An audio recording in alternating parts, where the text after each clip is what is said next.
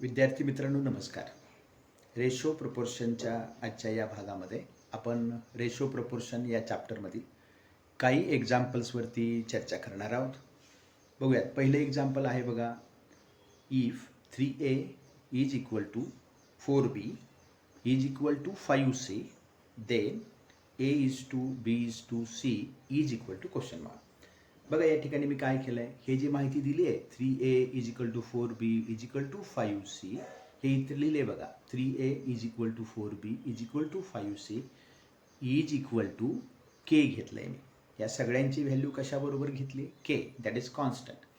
आता आपण मग प्रत्येक टर्म खाली घेऊया. 3a is equal to k आणि म्हणून काय तयार होईल बघा.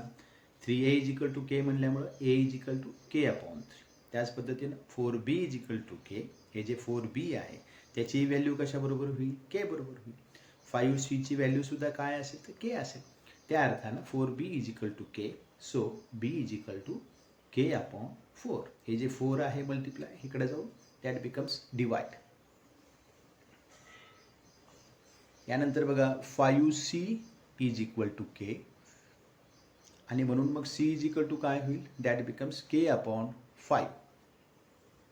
आता हे जे काही आपलं तयार झालेलं आहे, therefore a is to b is to c is equal to a ची व्हॅल्यू आपली काय आली तर k अपॉन 3, b ची आली k अपॉन 4 आणि c ची k अपॉन 5 आणि म्हणून आपल्याला मिळालं a is to b is to c is equal to k upon 3 is to k upon 4 is to k upon 5. आता यात हे जे काही आहे a b c च्या व्हॅल्यू ह्या फ्रॅक्शन फॉर्ममध्ये आहे. त्याला सिम्प्लिफाय करण्यासाठी LCM काढा.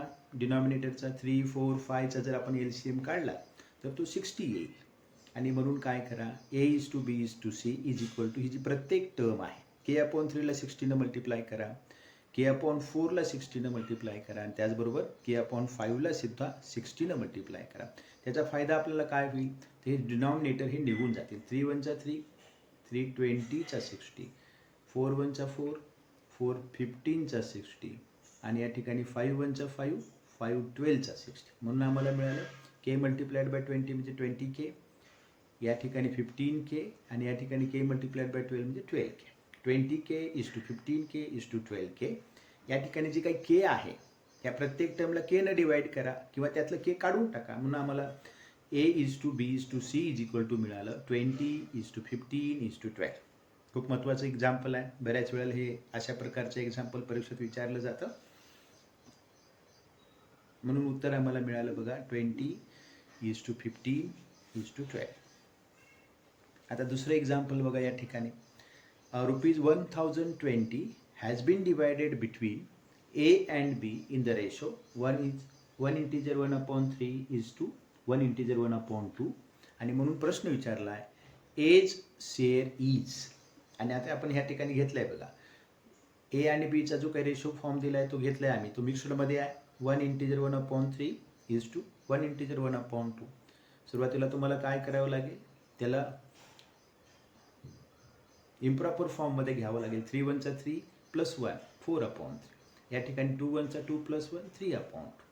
मिक्सचं कन्व्हर्जन केलं आम्ही इम्प्रॉपर फॉर्ममध्ये. 4 upon 3 is to 3 upon 2.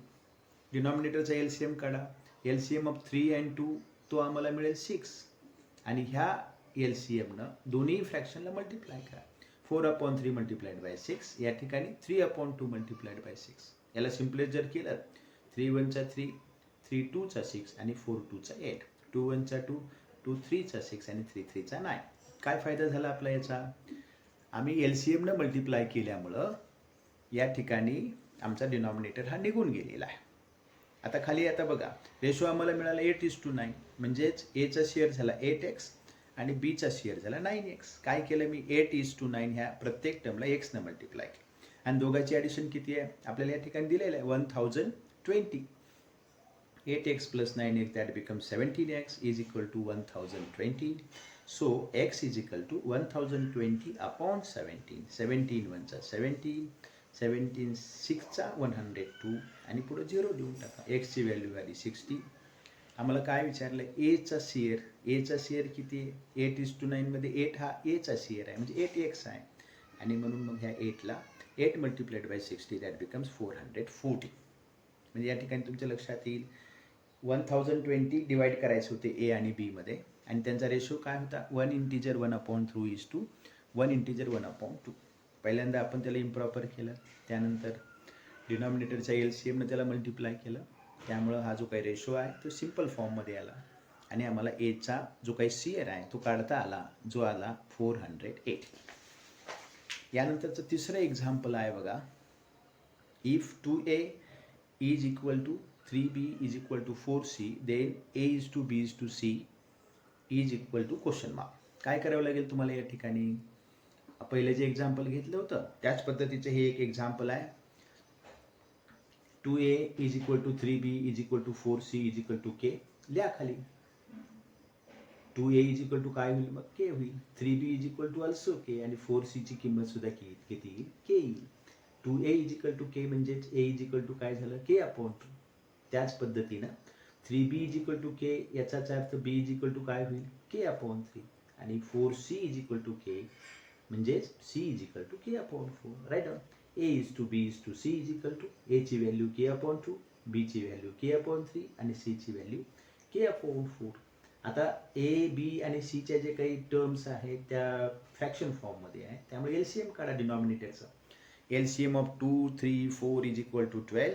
A is to B is to C is equal to काय करा आता K/2 ला आलेल्या LCM ने मल्टिप्लाय करा. K/3 मल्टिप्लाइड बाय 12 आहे, K/4 मल्टिप्लाइड बाय 12 आहे. बघा सिंपल करून. 2 1 चा 2, 2 6 चा 12 म्हणून 6K आला. 3 1 चा 3, 3 4 चा 12 4K आणि 4 1 चा 4, 4 3 चा 12 म्हणजे 3K. A is to B is to C is equal to आम्हाला मिळालं 6K is to 4K is to 3K. प्रत्येकामध्ये K आहे ते काढून टाका. याचाच अर्थ प्रत्येक टर्मला K ने डिवाइड करा. So A is to B is to C is equal to 6 is to 4 is to 3. 2 example घेतले बघा आपण या पद्धतीचे. थोडा सराव केला तर निश्चित तुम्हाला याचा फायदा होईल. 4 नंबरचे एक्झाम्पल आहे. If A is to B is equal to 2 is to 3 and B is to C is equal to 4 is to 5 आणि विचारले त्यांनी दे A is to B is to C is equal to question mark. लिहा खाली. A is to B काय आहे? 2 is to 3. त्याचबरोबर B is to C काय आहे? 4 is to 5. फ्रॅक्शन फॉर्ममध्ये लिहून घ्या. A/B is equal to 2/3 आणि या ठिकाणी B/C is equal to 4/5. एक समजून घ्या. या ठिकाणी B टर्म आहे ज्याची व्हॅल्यू 3 आहे. याही ठिकाणी B टर्म आहे ज्याची व्हॅल्यू 4 आहे. LCM काढा 3 आणि 4चा. तो येतो 12. आणि मग आता काय करा? ही जी काही B ची व्हॅल्यू 3 आहे त्याला 12 करा. या ठिकाणी B ची व्हॅल्यू 4 आहे त्याला सुद्धा 12 करण्याचा प्रयत्न करा. बघा. A/B is equal to मी 4 न मल्टिप्लाय केलंय. याचं कारण आहे मला 3 च्या जागी 12 करायचं. सो 2 4 चा 8, 3 4 चा 12. इक्विव्हॅलेंट फ्रॅक्शन तयार झाला बघा. न्यूमरेटर आणि डिनॉमिनेटरला एकाच नंबरनं ज्यावेळेला आम्ही मल्टिप्लाय करतो त्यावेळेला आम्हाला इक्विव्हॅलेंट फ्रॅक्शन मिळतो. पुन्हा B/C इज इक्वल टू 4/5 या ठिकाणी व्हॅल्यू आहे.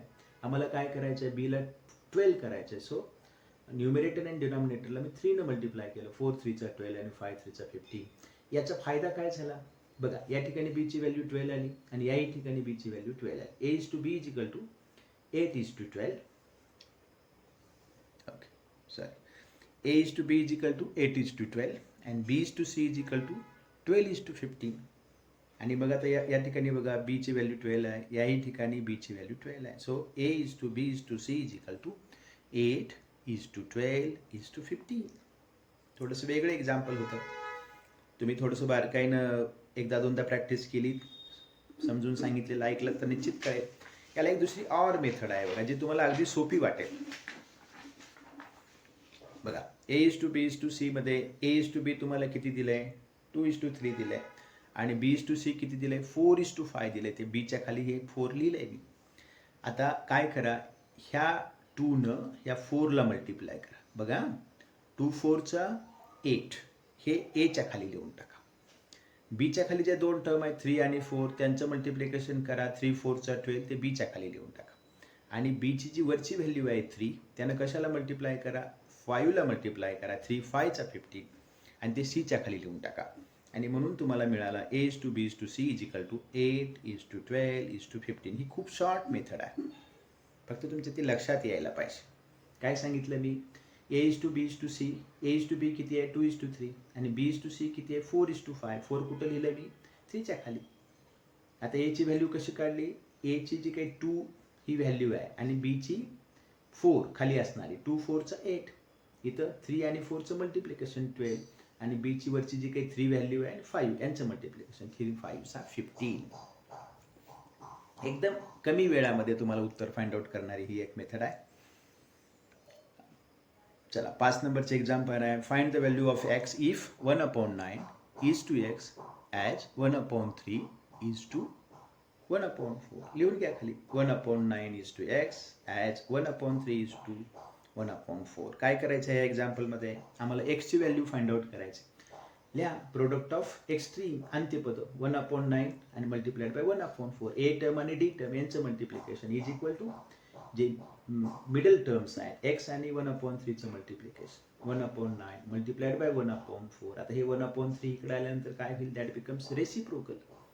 1/3चं 3/1 होईल. सिम्पलेस्ट करून घ्या. 3 1 3, 3 3 9 आणि म्हणून आम्हाला एक्सची व्हॅल्यू मिळाली 3 4 12 म्हणजे 1/12.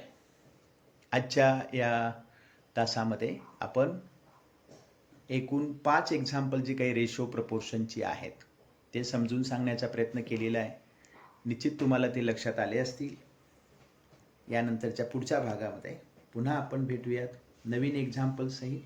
तोपर्यंत नमस्कार.